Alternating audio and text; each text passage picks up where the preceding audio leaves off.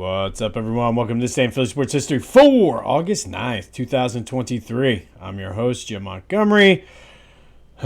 Well, they won one, lost one. Game one, they looked good. 8-4. Wheeler was a little shaky early, but got it together. Schwarber becomes the first Phil to hit back-to-back 30 home run seasons since Ryan Howard did it from 2006 to 2011.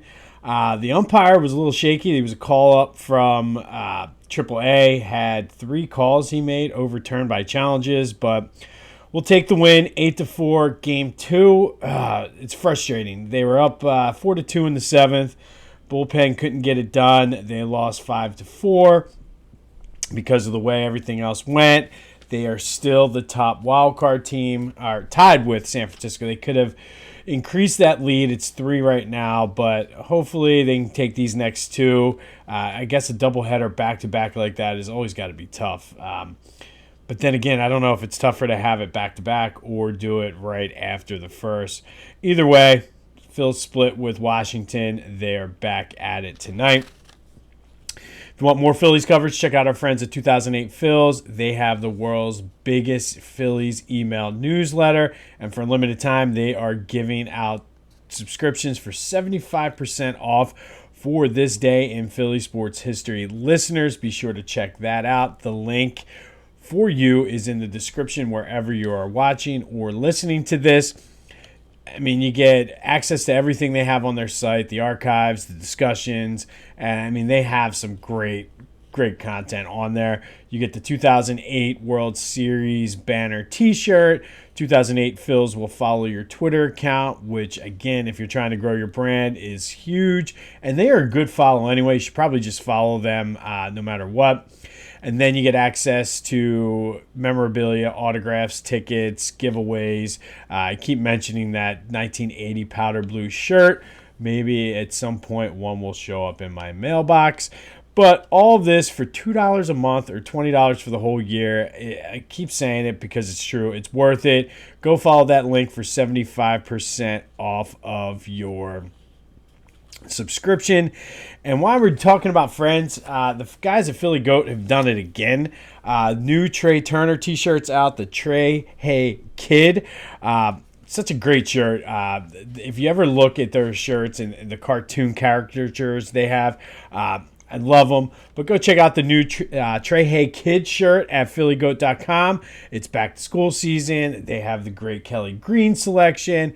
They have the great AI shirts that have been featured due to the Philly Sports Lovable Loser Tournament. So go check out Philly Goat. Use the promo code Jim Montgomery for 10% off of your order. One more quick housekeeping note before we get into the rest of the episode.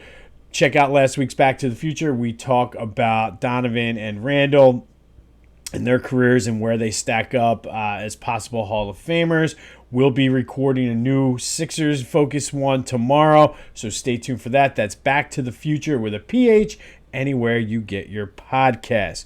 All right, the Union had a 1-1 tie last night against the New York Red Bulls, but they won it on the penalty kick, so they are moving on to the quarterfinals of the Leagues Cup.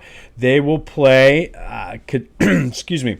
Querétaro, the team that they beat in the group stage on Friday. And if they win that, it's possible that they could have a date with Lionel Messi at Subaru Park on Tuesday if Miami wins their game as well. I believe they're playing Charlotte.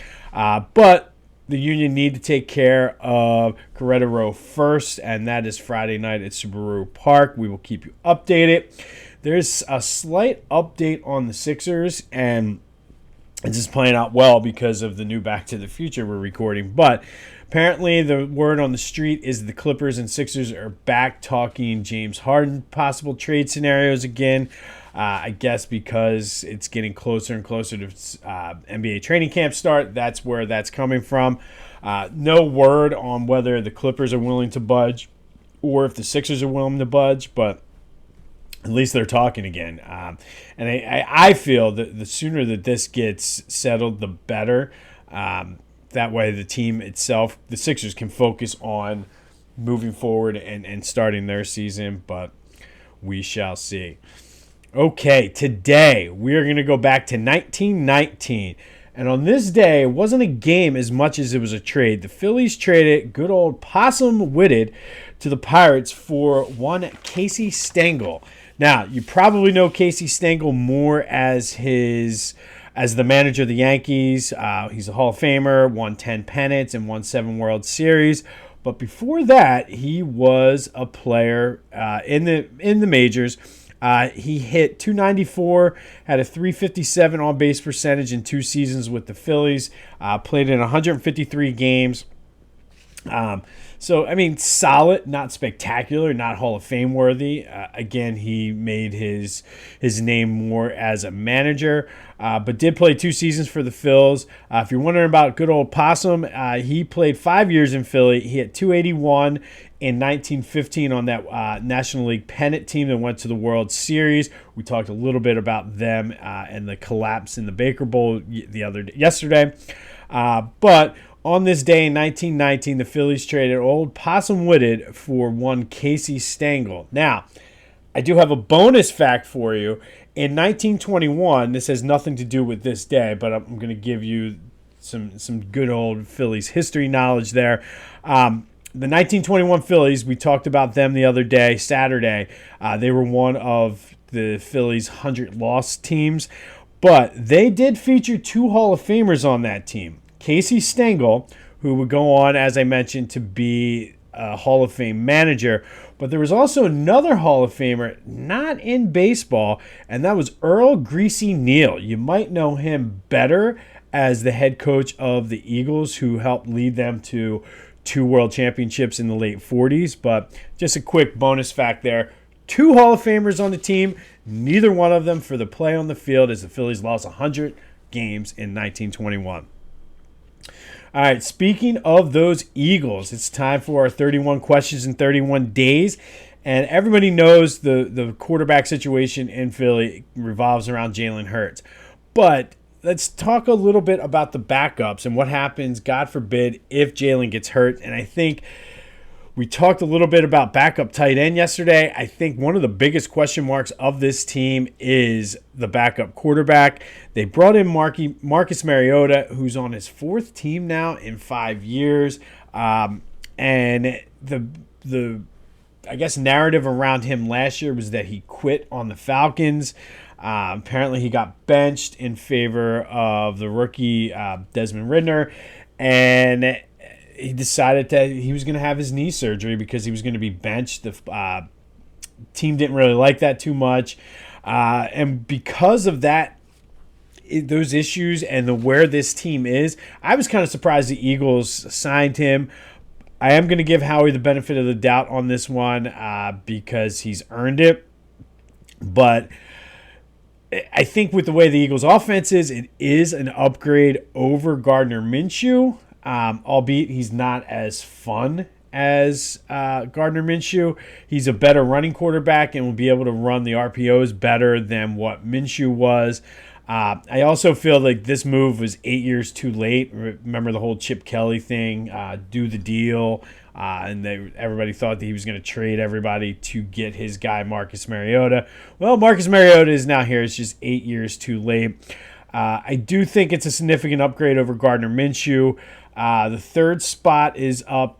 It's between Tanner McKee and Ian Book. I think McKee probably is going to remain on the team, even if it's on the practice squad, due to them using the draft pick on him this year. I have not heard. I'm anxious to see. That's one of the, to be honest, like this is one of the few questions and one of the things that's going to make the preseason games this weekend interesting for the Eagles, is to see how the backup quarterback situation plays out. But I think they're okay in a situation where, like last year, if Mariota has to come in to finish out a game or do a spot start here or there. But like most teams, if Jalen's out for an extended time, the Eagles are in trouble. I mean, I don't foresee a scenario where Mariota comes in like Nick Foles and leads them to a Super Bowl. I think those are few and far between. But it's your backup quarterback. It's one of those guys where you hope you never have to see him play. I do think we have a slight upgrade over where we were last year, and I mean, he runs the offense better, but I don't know. It's backup quarterback. I mean, he has starting experience. He's played for a couple teams, so give Howie the benefit of the doubt on this one and just pray that Jalen stays healthy. More on the Eagles as the month of August goes by. Be sure to check out our friends at 2008 Phils. Go to Philly Goat for your back-to-school shopping. Get the new Trey Turner shirt. Pick up an AI shirt and a Fly Kelly Green hoodie for football season while you're there. 10% off using Jim Montgomery. On this day in 1919, the Phillies traded Possum Whitted for Casey Stengel, who would become a Hall of Famer, just not for his play with the Phillies. More, hopefully, updates on the Sixers as the Harden turns.